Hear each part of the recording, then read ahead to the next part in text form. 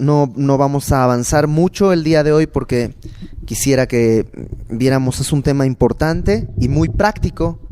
Así que, pues vamos a orar para comenzar. Una cosa más. Bueno, no sé si ustedes lo saben, este lugar donde nos reunimos es de la familia Valdés. Es la casa de ellos y pues básicamente la pusieron para que prediquemos su palabra y adoremos al Señor.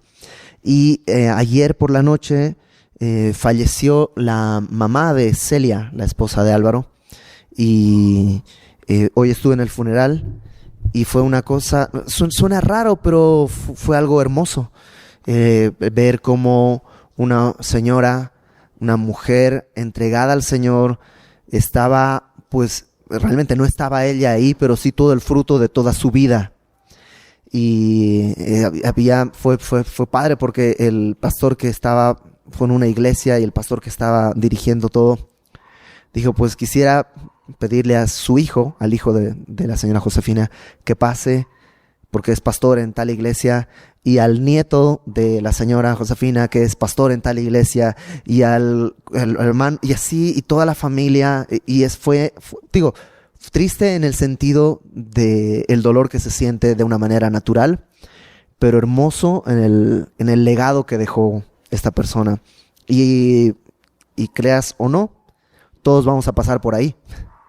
Así que asegúrate de dejar tu legado en tu familia, ¿no? De vivir de tal manera que cuando no estés aquí, hayas cruzado la frontera de la eternidad, pues los que se queden puedan ver el rumbo que tú tomaste e imitarte, ¿no? Pues y te lo digo para que estés orando por la familia Valdés, ¿no? Porque Dios traiga el consuelo necesario, porque son tiempos difíciles, a pesar del gozo que hay y la esperanza, son tiempos difíciles, ¿no?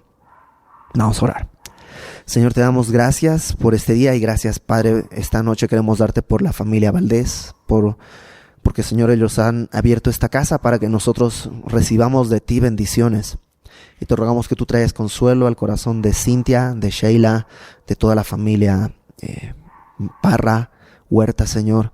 Y pues tú eres el que puede consolar sus corazones con la esperanza y la certeza que tienen de que la señora Josefina el día de hoy está delante de ti, postrada delante de tu trono. Y te pedimos por este estudio, por este tiempo en tu palabra, bendícelo, háblanos, dirígenos y enséñanos. Todo esto te lo pedimos en el nombre de Jesús. Amén. Ok, Romanos, recuerdas, es la carta que Pablo está escribiendo a la iglesia en Roma, una iglesia que Pablo todavía no conoce, pero que ahí está. Y empieza los capítulos del 1 al 8, básicamente hablando acerca de lo que Cristo hizo por nosotros y la justificación que recibimos por la obra del Señor.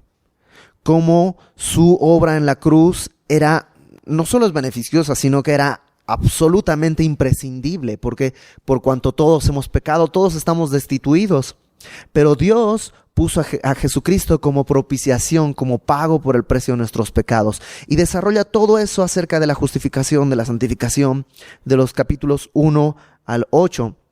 Capítulos 9, 10 y 11 nos habla poniendo a Israel como ejemplo. Porque el capítulo 8 cierra con una declaración fabulosa. Nada podrá separarnos del amor de Cristo Jesús. Pero uno diría, ¿y cómo? Si el pueblo de Israel, que era su pueblo escogido, el día de hoy está caído, ¿qué garantías tengo yo? Y 9, 10 y 11, Pablo empieza a hablar del pueblo de Israel. Capítulo 9, el pasado de Israel, elegidos. Capítulo 10, el presente de Israel, han caído. Y capítulo 11, el futuro de Israel, van a ser restaurados. Después de eso, ¿te acuerdas? Nos fuimos a Ruth y vimos en Ruth un ejemplo gráfico de todo esto.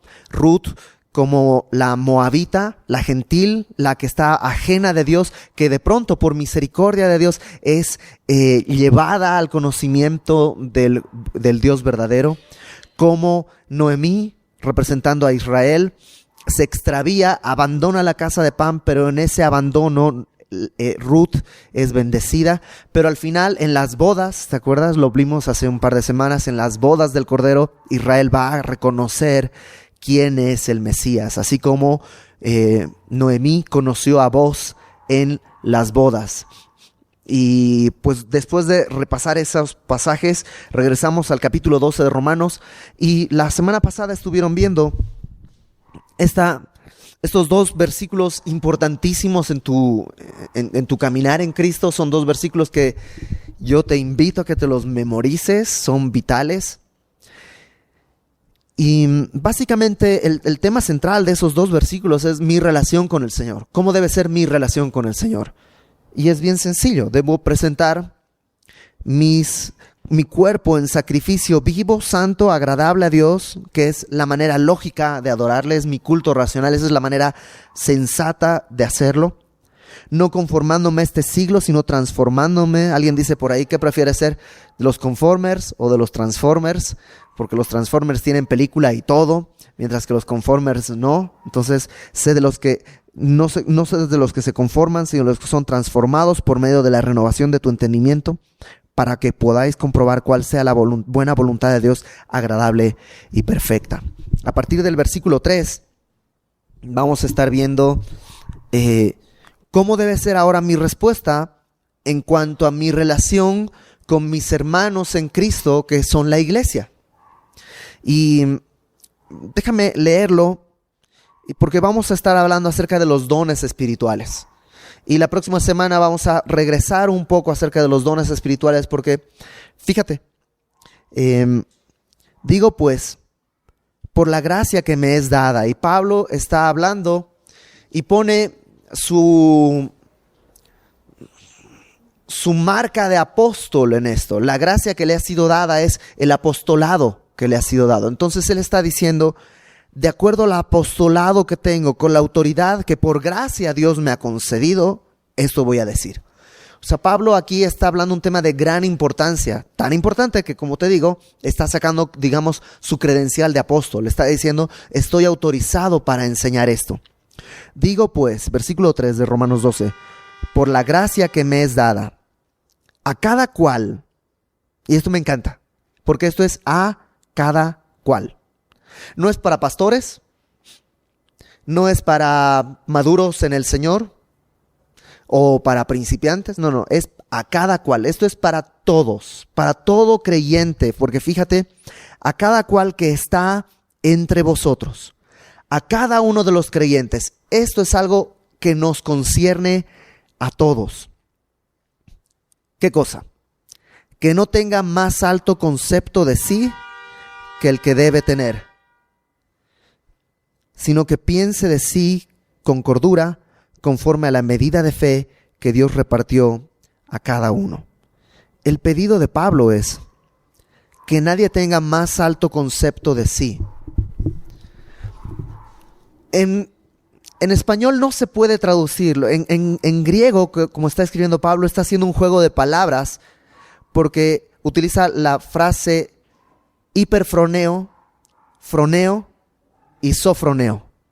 Que básicamente, froneo es mente o pensamiento. Hiperfroneo es pensar más de mí. Froneo es pensar en mí. Y sofroneo es pensar con cordura o con mesura, adecuadamente. Entonces, esos tres conceptos se están manejando acá. Y dice, por la gracia que me es dada a cada cual que esté entre vosotros, que no tenga más alto concepto de sí que el que debe tener. Y esto es esencial en la iglesia. Al hablar de dones, tú y yo tenemos que entender que no importa qué don tengas, no puedes tener un concepto más alto que el que debes tener, sino que piense de sí con cordura, conforme a la medida de fe que Dios repartió a cada uno, no conforme a méritos, porque a veces eso hacemos, ¿no? Yo le he predicado a 500 personas, entonces soy mejor que aquel que solo le ha predicado a uno. No puedes medirte conforme a los méritos, sino conforme a la medida de fe. ¿Y cuál es la medida de fe? La palabra. ¿Cómo establecemos la medida de fe? A través de la palabra. La palabra es la regla en todo. Entonces, ¿cómo debo pensar de mí mismo? Pues la palabra me dice en Filipenses capítulo 2, si me quieres acompañar.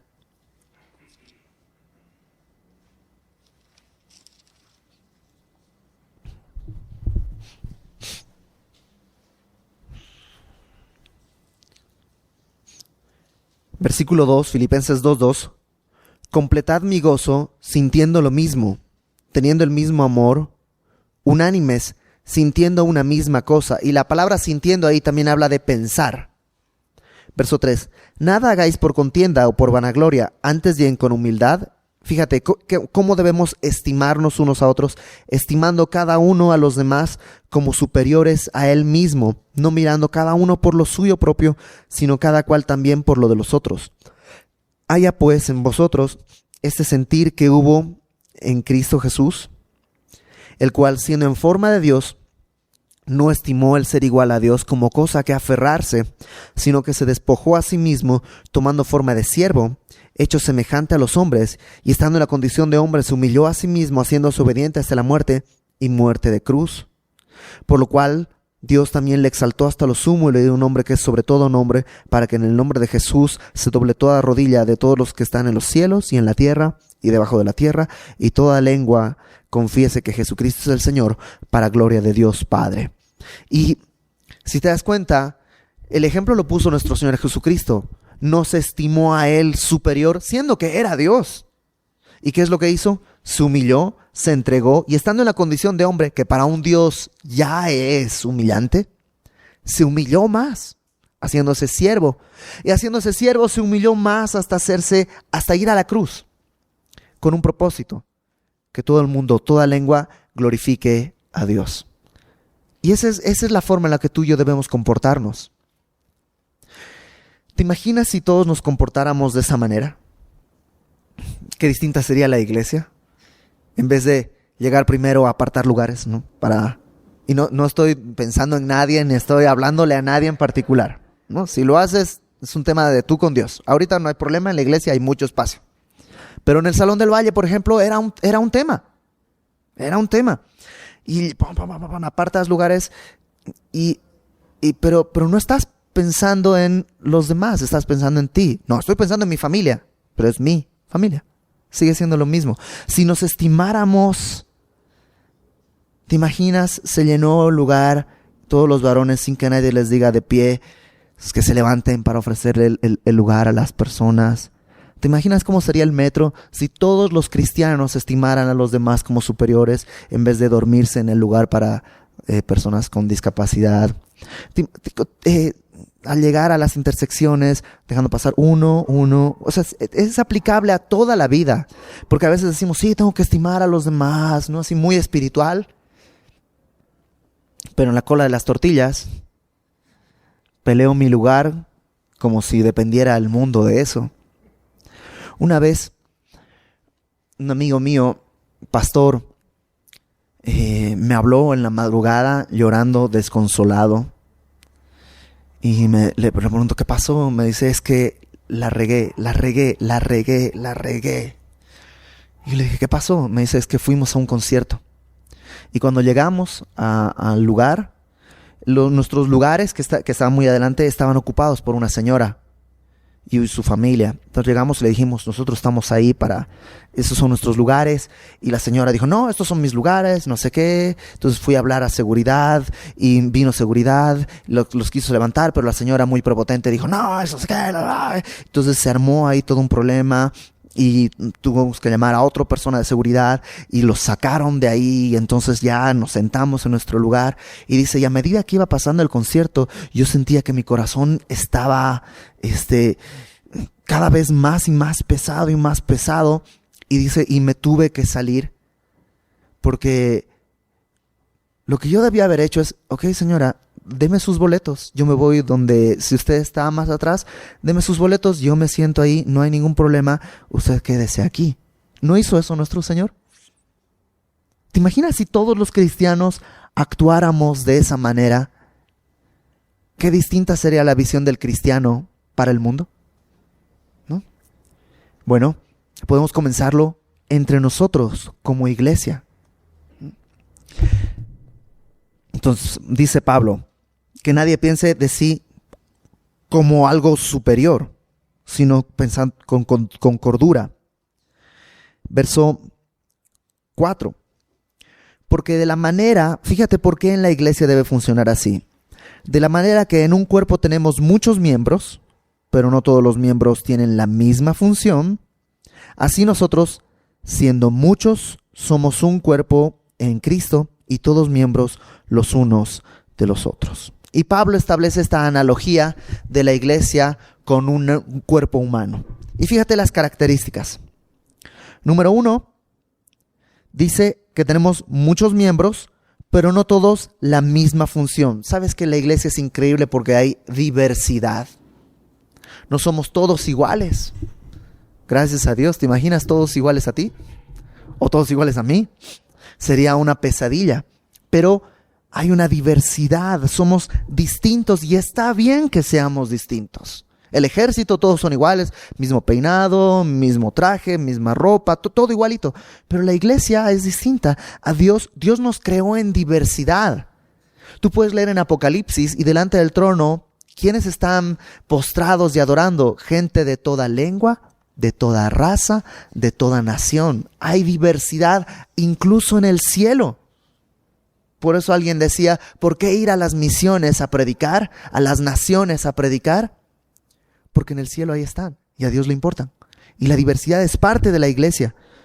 No solo somos diversos, versículo 5, así nosotros, siendo muchos, somos un cuerpo en Cristo. Ahora, somos diversos, pero tenemos unidad. No uniformidad, sino unidad. ¿Y cuál es la diferencia? Pues el mejor ejemplo que yo conozco es un ejemplo en música. En música, un acorde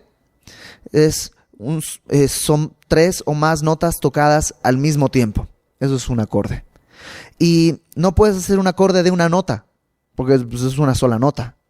Pero si tienes distintas notas, diversidad, pero tocando al mismo tiempo en unanimidad, se crea la armonía.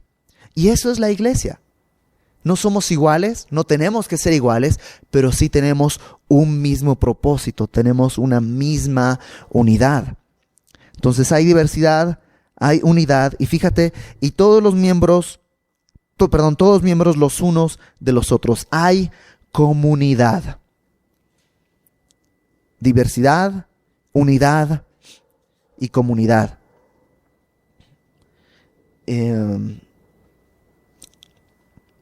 Versículo 6. De manera que, teniendo diferentes dones. Ahora, Pablo está diciendo esto y ya presupone que cada uno tiene un don, por lo menos. A veces yo recibo mucha gente que dice, es que no sé cuál es mi don, ya hay hasta casi una angustia mortal. ¿Cuál es mi don? ¿Cuál, Señor? ¿Cuál? Necesito saber cuál es mi don, ¿no?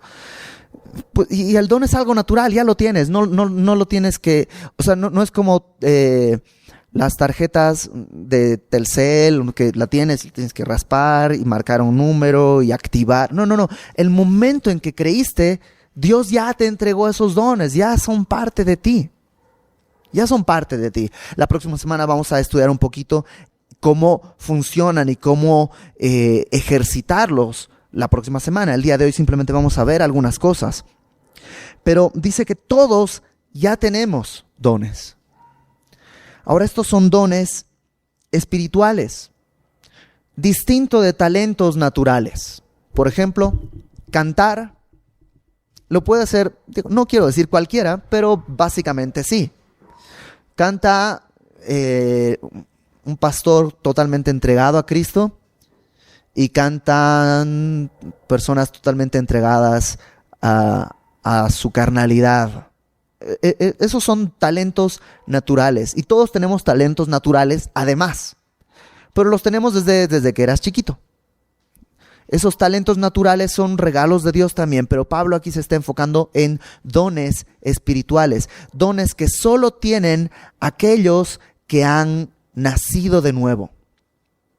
¿Sí me explico? Estas cosas son solo para aquellos que ya han nacido. Estamos en el capítulo 12. Si tú quieres vivir el capítulo 12, pero no has vivido del 1 al 11, no funciona. Esto es para los que están ya en el capítulo 12. Y dice, teniendo diferentes dones. Literalmente la palabra don es regalo. Tenemos distintos regalos según la gracia, no según los méritos. No, a veces has oído esto de que, híjole, déjame decirlo con amabilidad, pero yo he escuchado que a veces te dicen, Dios sabía en qué te ibas a convertir y por eso te escogió, ¿no? Y la verdad es que sí, Dios sabía en qué te ibas a convertir y a pesar de eso te escogió. Los dones que Dios te da no son porque iba a levantar en ti un gran varón de fe. No. ¿Qué dice Pablo? Los dones que fueron dados, ¿cómo? Por gracia. Y la gracia es algo, lo estudiamos a fondo, que no es una recompensa, no es un pago, es gracia, simplemente, ¿no? Yo creo, mi querido Isaac, podríamos cerrar la puerta para que la puerta del refri, ¿no? Y así ya, ¿sí? Ahí emparejadita, ándale. Gracias. Entonces todos tenemos diferentes dones según la gracia que nos es dada. Y aquí enlista una serie de lo que nosotros llamamos dones espirituales. Y la próxima semana vamos a abundar acerca de esto, pero simplemente, fíjate, el primer don que enlista Pablo es el de profecía. Si el de profecía, úsese conforme a la medida de la fe. El primer don entonces que Pablo nombra es el don de profecía. Ahora, ¿qué es la profecía? La palabra profecía literalmente es hablar delante de o hablar de parte de. Y bíblicamente, profecía no es decir el futuro. Es parte, puede ser parte de la profecía, pero no es esencialmente decir el futuro. A veces creemos eso, ¿no? El profeta es aquel que te dice qué va a suceder, pero ese es Walter Mercado. Un profeta, de acuerdo a lo que la palabra de Dios enseña, acompáñame a 1 Corintios, capítulo 14.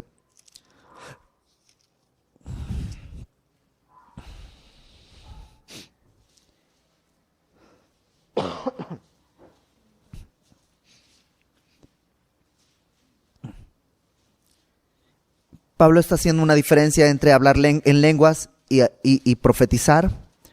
Y dice versículo 3, 1 Corintios 14, 3. El que profetiza habla a los hombres, y aquí está el propósito. ¿Para qué? Número 1, edificación. Número 2, exhortación. Y número 3, consolación. La profecía es esto. Es hablar de parte de Dios para edificación, exhortación y consolación. Eso es profecía. Por eso, a veces dicen, en Semilla no hay profecía. ¿Cómo no? 1 hora entera cada semana, cada domingo, 1 hora entera de profecía. ¿Por qué? Porque el pastor está hablando de parte de Dios. Y lo que está hablando, ¿qué es lo que hace? Número 1, edifica. ¿Sí o no? Exhorta. ¿Nunca has salido como golpeado? Porque Dios te da tu varita espiritual. Pero también ¿no has llegado a veces golpeado por el mundo y has salido consolado? ¿Y cómo? En el tiempo de la palabra. Es profecía. La profecía edifica, exhorta y consuela. Y en ese sentido, tú conoces a alguien que tiene el don de profecía. No necesariamente un pastor. Alguien que tú has llegado y le has dicho, es que me siento así, está pasando esto, o tengo esta enfermedad, o en mi familia hay este problema. Y fíjate, ¿qué es lo que dice el de profecía? Conforme a la medida de la fe. ¿Cuál dijimos que era la medida de la fe? La palabra. La profecía no es decirte palabras de ánimo. Anímate, tú puedes. No. Conforme a la medida de la fe. Conforme a la palabra. Y llegas con alguien y le cuentas tus problemas y te dice, pero ¿no te acuerdas que Jesucristo dijo que en este mundo tendréis aflicción? Entonces, si estás teniendo aflicción, Dios está cumpliendo sus promesas. Y si está cumpliendo esa promesa, también está cumpliendo muchas otras. Y te empieza a citar la palabra y sales consolado. ¿No conoces gente así? que te consuela? ¿O que por el contrario, cuando estás caminando mal, te jala las orejas y te dice, aguas, la palabra de Dios dice esto, esto y esto, y te exhorta? ¿O que te edifica? No sé qué hacer, no sé qué decisión tomar, esto aquí, este trabajo allá, ¿qué es lo que hago? Pues mira, la palabra de Dios dice esto y esto y esto, yo creo que, ¿por qué no haces esto? ¿Conoces gente así? Bueno, esa gente, esas personas tienen el don de profecía. A lo mejor tú también tienes ese don de profecía. Ahora, importante. No son cosas que me gustan hacer, porque hay quien le gusta andar aconsejando. No es que tiene el don de profecía. Es algo que Dios hace a través de uno. ¿Y sabes cómo se evalúa? En el resultado. Porque de pronto tú, no, sí, yo como que tengo el don de profecía, siempre animo, así, ¿no? ¿Y qué pasa? No, pues siguen deprimidos. Entonces no tienes don de profecía, porque el don de profecía consuela. No se puede imitar. Yo puedo tomar las mismas palabras, pero si no es mi don, no funciona. Hay quien tiene el don de profecía. ¿Estamos? Ok, vamos con el siguiente don. Perdón, una cosa más. En Apocalipsis capítulo 19, versículo 10. Apocalipsis 19:10, Juan se postra delante de un ángel y el ángel le dice, no, levántate, yo soy un ángel, adora a Dios. Y fíjate, le dice que el espíritu, el testimonio de Jesús es el espíritu de la profecía. El testimonio de Jesús, Apocalipsis 19:10, el testimonio de Jesús es el espíritu de la profecía. Porque es esto, cuando alguien te consuela, ¿qué es lo que está dándote para que te consuele? El testimonio de Cristo que está en su palabra. Cuando alguien te exhorta, ¿cómo te exhorta? Con el testimonio de Cristo que está en su palabra. Cuando alguien te edifica, ¿cómo te edifica? Con el testimonio de Cristo que está en su palabra. Entonces, ¿sí queda claro? Un profeta no es, ¿con quién me voy a casar? Ya viene el profeta, le voy a preguntar. A lo mejor el profeta te dirá, ¿sabes qué? Necesitas guardar tu corazón porque la palabra de Dios me manda a guardar mi corazón porque de él mana la vida. Profecía. Te exhortó, te consoló y te edificó. ¿Sí cachas? Ok, vamos ahora sí con el siguiente don. Y ahí tú puedes ir, en tu casa yo te recomiendo, examina, ¿tengo este don o no lo tengo? Y sé sincero, otra vez, no es por no es por méritos, es gracia de Dios. Versículo 7. O si de servicio, en servir. Ese es el segundo don, el don de servicio. El don de servicio es sencillamente servir, y todos también conocemos gente así. Gente que no le dices nada y ya está recogiendo la mesa, lavando los platos, barriendo, aquí mismo, ¿no? Gente que termina la reunión y levanta las sillas, quita las cosas, gente que se halla. Y no solo se halla, porque también hay gente que nomás estorba. No tiene el don de servicio. Nomás quiere estar. Pero el que tiene el don de servicio es efectivo en el servicio. ¿Sí estamos? Y conocemos en Semilla, pues todos los chicos que están con batita azul tienen el don de servicio, la mayoría. Están lavando baños, llegan temprano. Las mujeres estuvieron en su conferencia recién, bien padre, bien bonito y todo, pero no sé si saben, 800 sillas. El domingo que vayas levanta una y luego levántala 800 veces. 800 sillas se llevaron al estacionamiento para poner las mesas de comida. Las otras 800 que estaban ahí se tuvieron que reacomodar. Terminando la conferencia de mujeres, ¿qué crees que había que hacer? Subir las 800 sillas del estacionamiento y reacomodar las 800 sillas que se movieron. ¿Y quiénes crees que lo hicieron? ¿Contratamos una mudanza? No. ¿Obligamos a los chicos del instituto? No. Se hizo un llamado a los servidores. ¿Quiénes quieren venir? Varones que quieran venir. Y ahí estaban cargando. Es don de servicio. Es un don de servicio.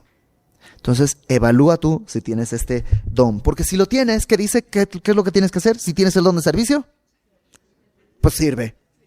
No busques enseñar. Sirve. Versículo 7. El que enseña en la enseñanza. Si tienes el don de enseñanza, a veces, te voy a confesar algo. Yo he pasado en Semilla por todas las áreas. Pasé por librería, y en librería ahí tenías cargando cajas, bajando cajas y mesas y todo, porque en esa época era yo el único hombre y habían como 4 o 5 chicas. Entonces yo bajaba todos y cajas. Poníamos y todas las cajas arriba, ¿no? Luego me pasaron a servidores y entonces, y por ejemplo, los miércoles sabía que cuando los miércoles era en el Salón del Valle, en el chiquitito, yo llegaba, ponía todas las sillas, bajaba el audio, estuve en la alabanza. Entonces, después de poner las sillas y poner el audio, hacía la alabanza. A veces me tocaba predicar. Después de eso, tenía que guardar el audio, guardar las sillas. Y ¿sabes qué? Siempre hay una sensación de insatisfacción cuando uno no está satisfecho en Cristo.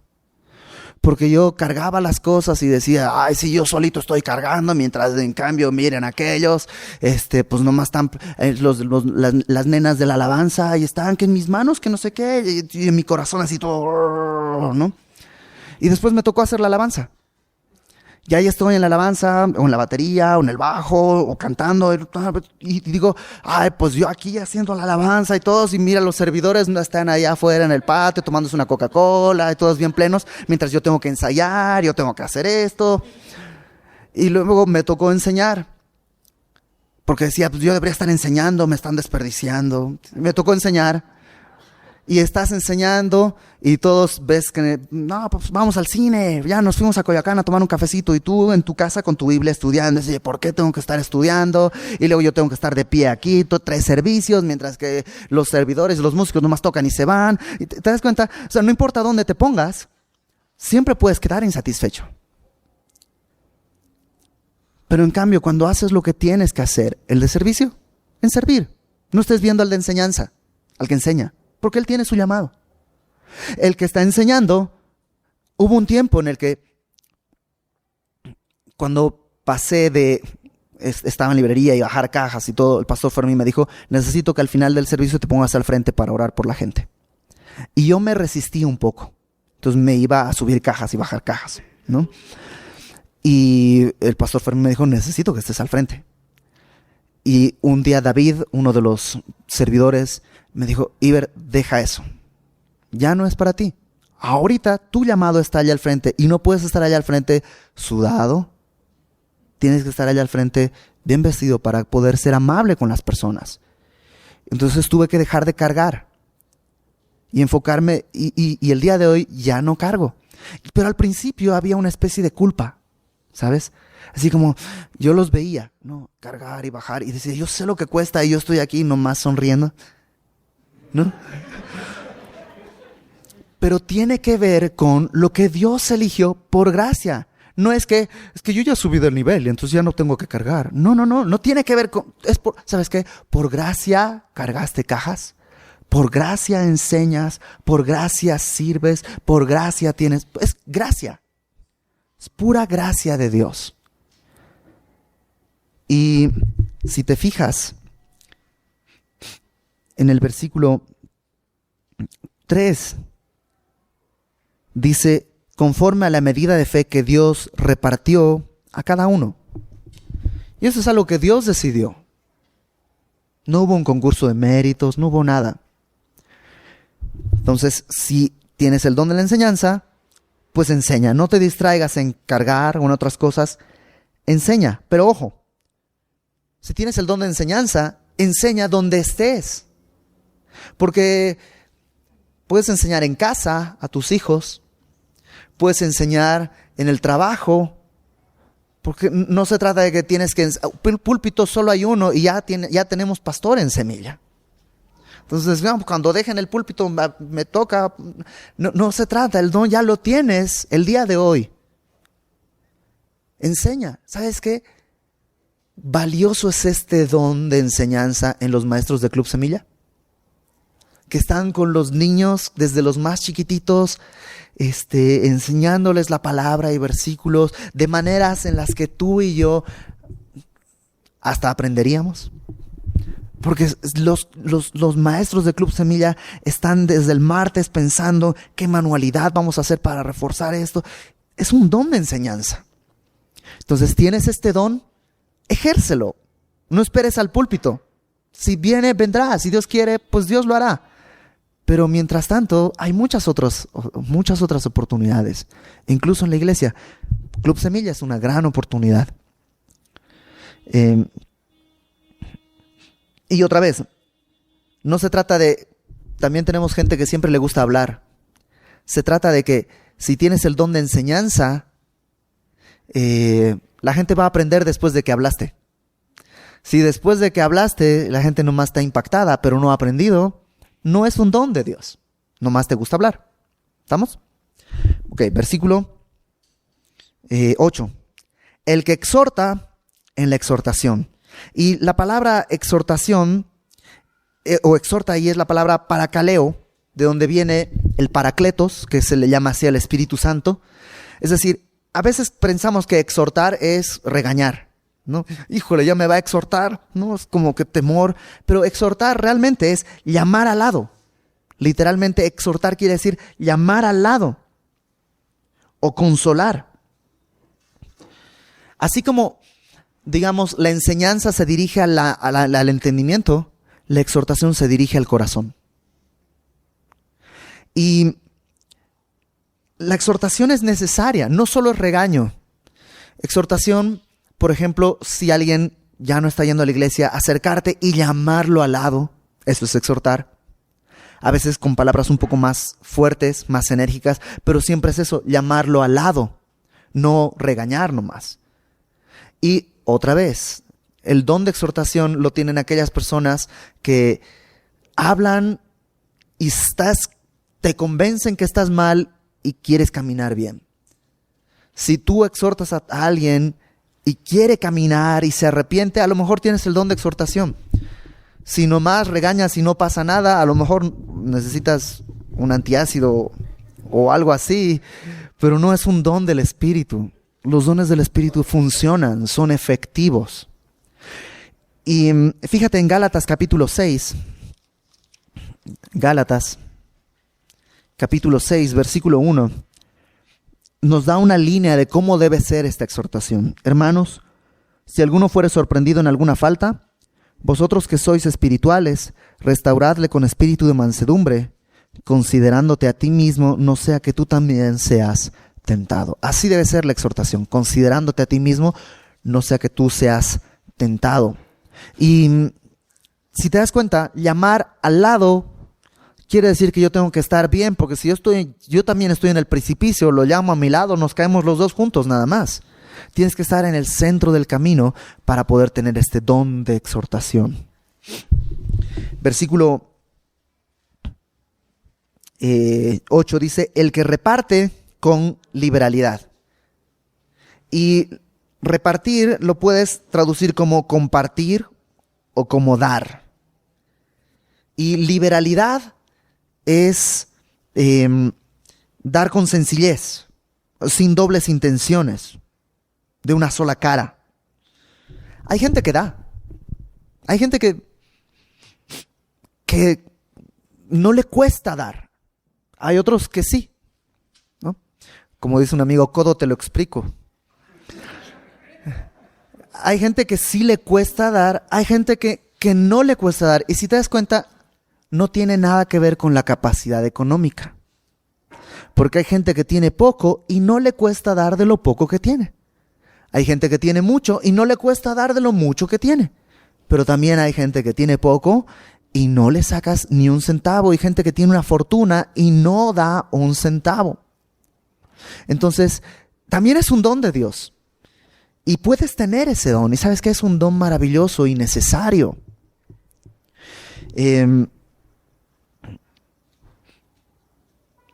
Y tiene que ser con sencillez, no para ser reconocido. No para, estoy dando este dinero para que hagas esto. Entonces, ok, está bien. Pero eso entonces no es dar con liberalidad. Les voy a ser sinceros. Y me voy a descarar.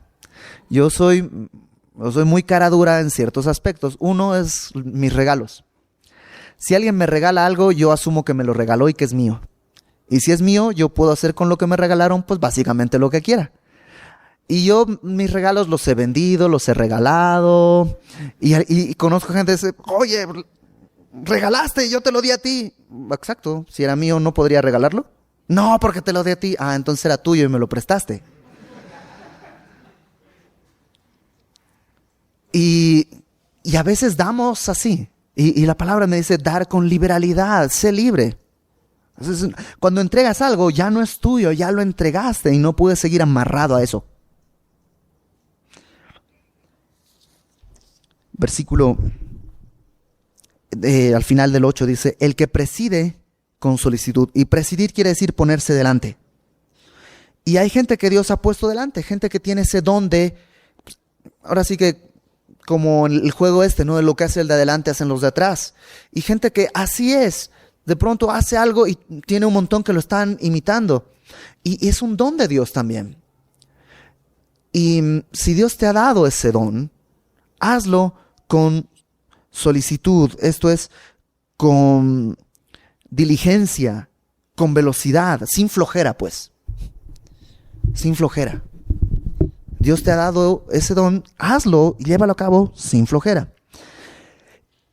Y el último, que es probablemente el más bonito de todos, el que hace misericordia con alegría. Y el don de hacer misericordia es eso. Ayuda a los angustiados, a los enfermos. Hay gente que nace de su corazón esto. Ve a alguien enfermo y se preocupa. Una vez yo vivía solo. Vivía en un cuartito allá en el sur de la ciudad, que curiosamente de aquí está hacia el norte, pero bueno, por ahí por Copilco. Y me enfermé, yo no tengo familia aquí, no tenía nadie, estaba soltero. Entonces me enfermé y me puse mal, de esas veces que son gripas, que no te puedes ni parar, con fiebre, mal. Y me habló alguien de la iglesia y me preguntó algo, no me acuerdo ni qué, y pues me escuchó que yo contesté. Y a las 2 horas fue a mi casa, esta señora con su esposo. No, me tocan la puerta, no sé y yo entonces así como que medio mareado y todo, voy, abro la puerta y tenían un caldito y tenían una serie de pomaditas y no sé qué. Y ¿sabes qué? Eso es misericordia. Eso es misericordia. Y si tienes ese don, hazlo con alegría. No, está bien, tenemos que ir a orar. Pues sí, la Biblia dice que tenemos que ir a orar. No. Con alegría, tiene que ser un gozo. ¿Tú has imaginado alguna vez cómo nuestro Señor Jesús se veía cuando se le acercaban los leprosos? ¿Cómo sería su rostro? Cuando se le acercó este hombre y se postró y dijo, si quieres, puedes limpiarme. ¿Cómo habrá sido su sonrisa? Quiero, sé limpio. ¿Lo habrá hecho? Está bien, a eso viene el mundo, a sanar. ¿Tú crees? Ahora tú y yo somos el cuerpo de Cristo. ¿Cómo haría las cosas que tú y yo hacemos cada vez que tenemos que hacer algo?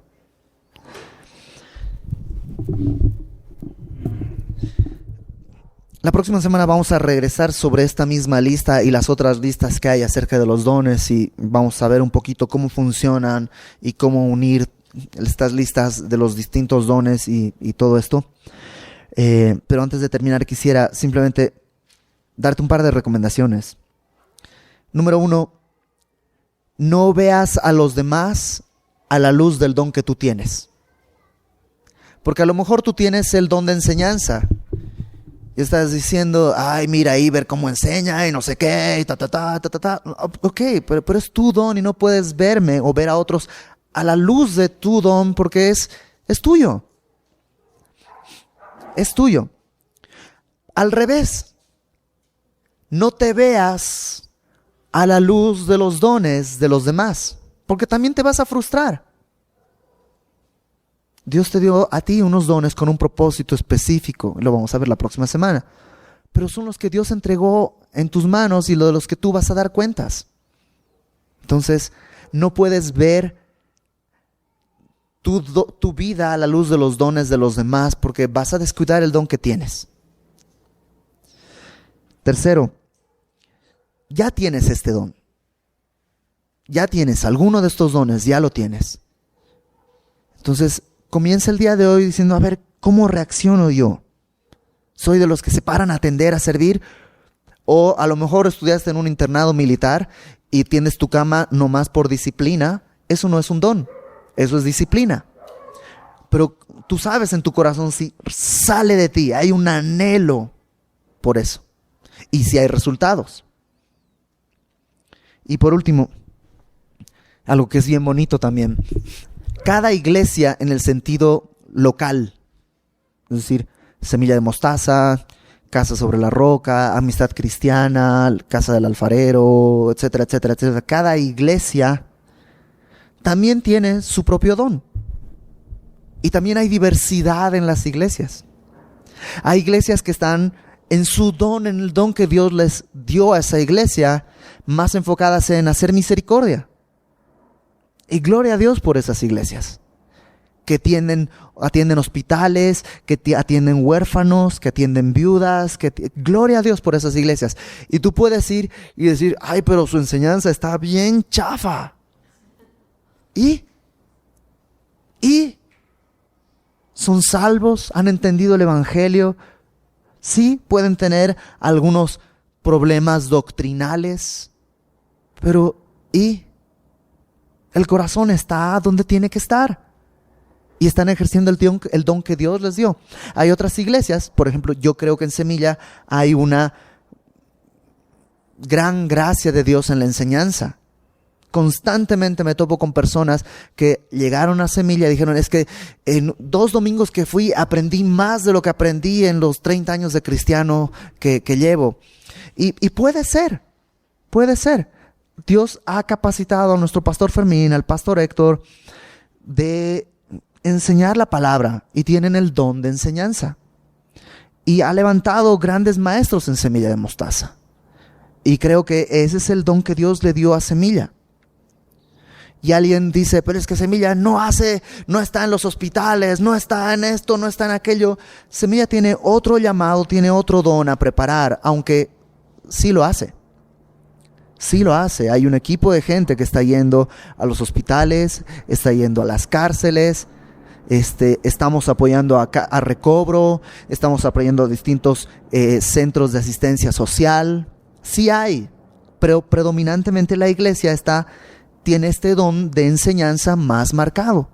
Y así, hay iglesias a las que vas y realmente sales bien exhortado. ¿No te ha pasado? O escuchas conferencias de ciertos predicadores que tienes que escuchar no con los audífonos que te metes al oído, sino con los que se van por fuera con una esponjita, porque te va a doler el sermón. Y está bien. Nuestro pastor Fermín jamás va a levantar la voz. Es mucho más calmado. Pero, sí me entiendes, cada iglesia tiene un don también. Y Dios está en todo esto haciendo un solo cuerpo. Hay diversidad. Y gloria a Dios por la diversidad. Gloria a Dios. Pues vamos a orar. Señor, te damos gracias porque todo lo hemos recibido de ti y todo es una misericordia tuya. Yo te ruego porque cada uno de los que estamos aquí sepamos el don que tú nos has regalado por gracia y que podamos ejercerlo y ejercitarlo y llevarlo a cabo. Y te ruego que si alguno de nosotros está frustrado por algún don que tiene alguien más, que podamos enfocarnos en ti, en lo que tú quieres, Señor, en lo que nos has capacitado para hacer. Y tu palabra dice que pidamos los dones, Señor, y te pedimos todos. Los necesitamos todos, Señor, en la vida diaria, para la educación de nuestros hijos, para nuestra relación como matrimonio, para nuestras relaciones en la escuela, con los compañeros de trabajo. Nos ponemos delante de ti porque de ti recibimos todas las cosas, toda buena dádiva y todo don perfecto desciende de ti. Y a ti acudimos, Señor, como tú nos lo has mandado, a pedirte envíanos de tu Espíritu para que podamos vivir de acuerdo a lo que tú quieres. Y esta semana, Señor, ayúdanos a identificar el don que tenemos y a ponerlo por obra, para que tu nombre sea exaltado. Te lo pedimos en el nombre de Jesús. Amén.